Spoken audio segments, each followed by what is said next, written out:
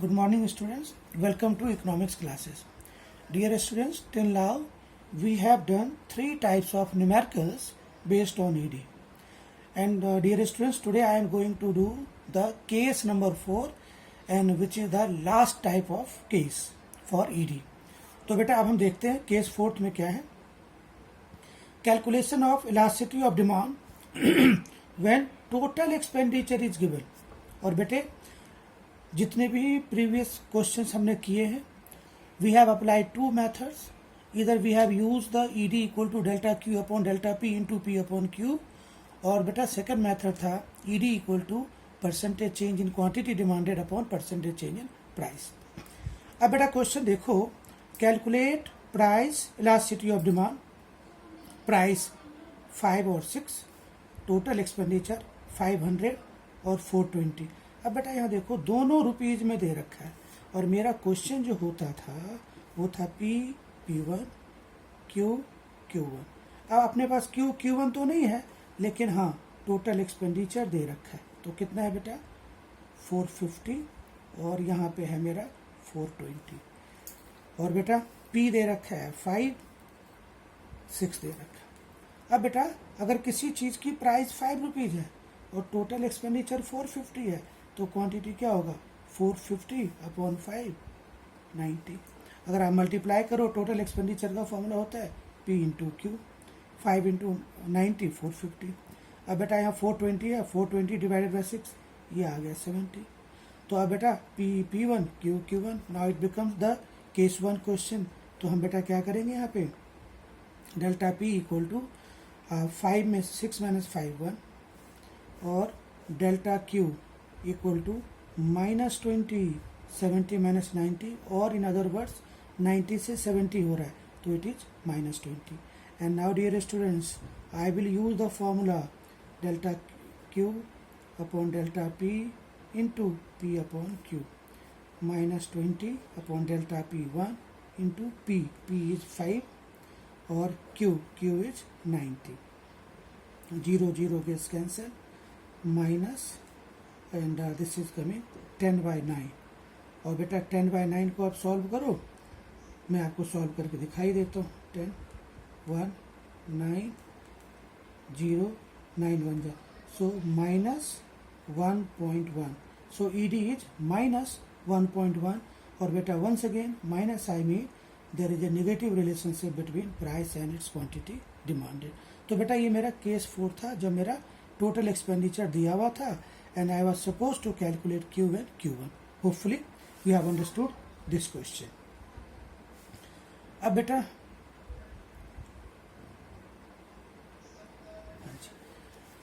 Next question अगर हम देखते हैं यस इस क्वेश्चन को देखते हैं बेटा. Consumer spends ₹80 on a commodity when its price is ₹1 per unit and spends ₹96 when its price is ₹2 per unit. Calculate price elasticity of demand for commodity by the percentage method. अब बेटा इसके भी मुझे rules बनाने पड़ेंगे. अगर आपको दिख रहा होगा रूल देखो क्या है. P1 Q1 और टोटल एक्सपेंडिचर. कंज्यूमर स्पेंड्स ₹80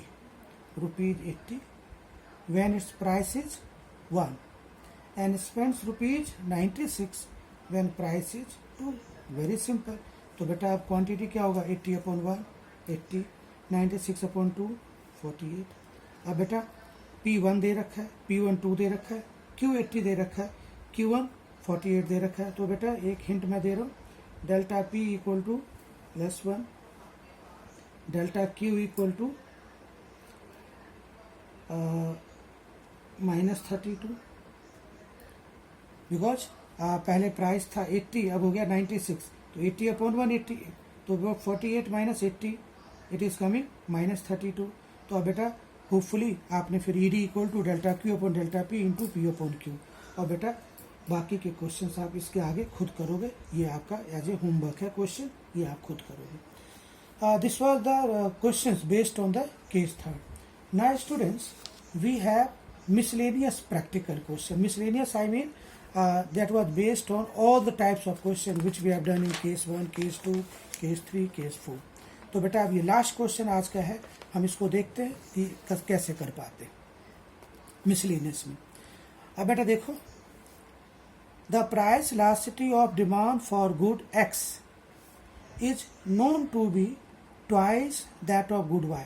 तो बेटा मैं सबसे पहले जो क्वेश्चन में दे रखा है ED equal to 2 into ED of Y.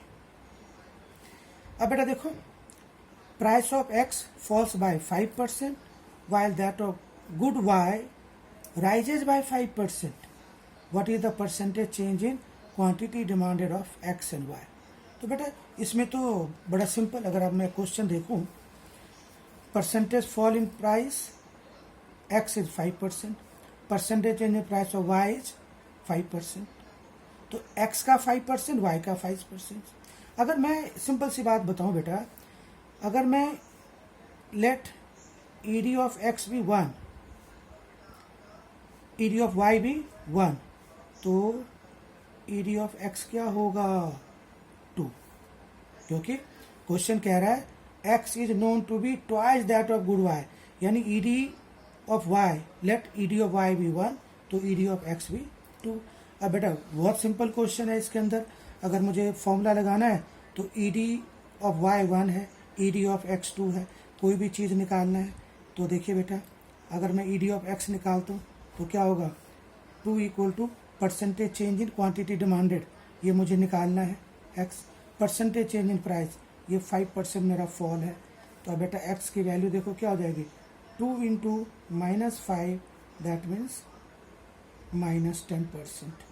That means answer क्या होगा, therefore a 5% fall in the price of good x will lead to 10% rise in demand for x. अब बड़ा सिंपल क्वेश्चन था बेटा, क्योंकि अगर हमारा price of x falls by 5%, तो क्वांटिटी डिमांडेड क्या होगा, वो बढ़ेगा, तो वो कितना होगा, मेरे 10% से बढ़ेगा.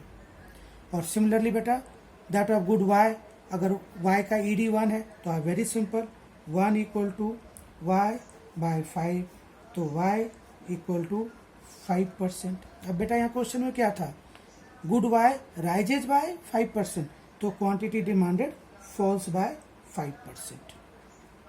तो बेटा इस क्वेश्चन को हम इस तरह से भी रिवाइज कर सकते हैं कि price of x falls by 5%, तो quantity demanded will increase by 10%, और while that of good y rises by 5%, तो इसकी quantity demanded will falls by 5%. So this was all related with the numerical questions, and in this way we have finished all types of numerical. Thank you class.